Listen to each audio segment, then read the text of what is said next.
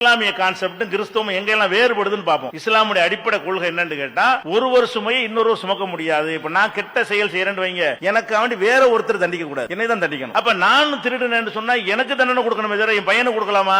கொடுக்க கூடாது. கிறிஸ்தவ மார்க்கம் எப்படி சொல்லுதுன்னு கேட்டா, மனிதன் பிறக்கும் போதே பாவியா பிறக்கிறான். ஏன் பாவியா பிறக்கிறான் என்று கேட்டால், முதல் மனிதர் ஆதாம் இருக்கார்ல, அவர் கடவுள் கட்டளை மீறிட்டார். அவர் மீறிட்டதுனால பிறக்கிறவனா பாவியா பிறக்கிறான் ஃபர்ஸ்ட் விஷயத்தை வர்றாங்க. ஆதாம் பாவம் செய்தார், அது ஓகே. இஸ்லாம் அதை சொல்லுகிறது. அது எப்படி சொல்லுகிறது? ஆதாம் பாவம் செஞ்சார், கடவுள் அவரை மன்னித்தார், முடிஞ்ச டாபிக் ஓவர். அதுக்கு உனக்கு சம்பந்தம் இல்லைன்னு இஸ்லாம் சொல்லுது. அவங்க என்ன சொல்றாங்கன்னு கேட்டா, ஆதாம் பாவம் செஞ்சார்ல, அதனால பிறக்கிற எல்லாரும் பாவியா பிறக்கிறான். அப்ப இது உங்க அறிவு ஏத்துக்கிறது, அந்த கொள்கை சரின்னு நினைக்கிறீங்களா? அது பார்க்கணும். பிறவி பாவம் இருக்கு, அதுக்கு என்ன பிராயச்சித்தம் என்னன்னு கேட்டா, அந்த பழி கொடுக்கிறதுக்கு ஒருத்தருக்கு முடியாத காரணத்தினால இயேசு என்ன செஞ்சாருன்னு கேட்டா, இதோ என்னை நான் பழி கொடுக்கிறேன் என்று அவர் பழி கொடுத்து விட்டார். அதை ஏற்றுக்கொண்டு அதை நம்பினால் அவர்களுக்கு பரலோக ராஜ்யத்தில் இடம் கிடைக்கும். நீங்க நல்லவனா இருக்கிறது அது எதுவுமே டாபிக் கிடையாது. இது அந்த கான்செப்ட்ல சொல்றாங்க. நம்ம என்ன செய்யறோம்னு கேட்டா, பைபிள் படியே பார்த்தோம்னா, இயேசு அவர் அவராக பலியானாரு. அவர் அந்த மக்கள்கிட்ட போய் சில பிரச்சாரம் மூட நம்பிக்கை எல்லாம் எதிர்த்து பிரச்சாரம் பண்ணுகிறார். ஆதிக்க சக்தியில் எதிர்க்கிறாங்க, எதிர்த்து இவர் கொலை பண்ணணும் தேடுறாங்க, தப்பிச்சு ஓடி போயிடுறாரு. தானா பலியா வந்தவன தப்பிச்சா ஓடுவாங்க.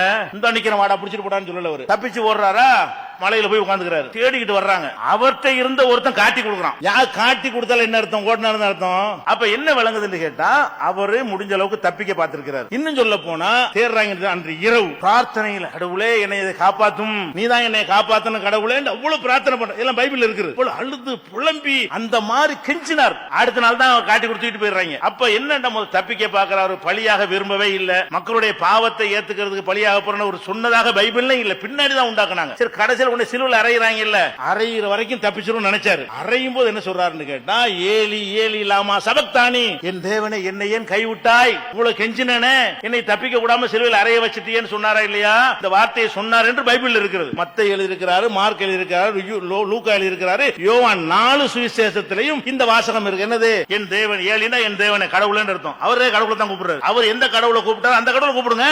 அப்ப அந்த பைபிள் பிரகாரம் அவர் தப்பிக்க எல்லா முயற்சியும் பண்ணினார். நம்ம சாக கூடாதுங்கிறது அவ்வளவு முயற்சி பண்ணினாரு. அதை மீறி மாட்டிக்கொண்டார் இருக்கும் பொழுது இதுதான் பலியா. பலிண்டா இதா நம்மளா போய் இருந்தாங்க என்ன எடுத்துக்கிறேன், அது பலியா இருக்கு. புடிச்சு போட்டாங்க. நான் அனைவருடைய பாவத்துக்காக பலியாக போறேன் அவங்க இயேசுநாதர் சொல்லவில்லை. அப்ப இது என்ன பிரச்சனை என்று கேட்டா, எல்லா சகோதரரும் வருத்தப்படக்கூடாது தகவலுக்காக நான் சொல்லிக் கொடுக்கிறேன். கிறிஸ்தவ மார்க்கம் இருக்கு இல்லையா, அது இயேசுநாதர் உருவாக்குனது கிடையாது. எல்லாரும் படித்த பாதிரியார்கள் கேட்டு பாருங்க, அது பின்னாடி பவுல் ஒருத்தர் உண்டாக்குனது. இயேசு கொள்கை இது இல்ல.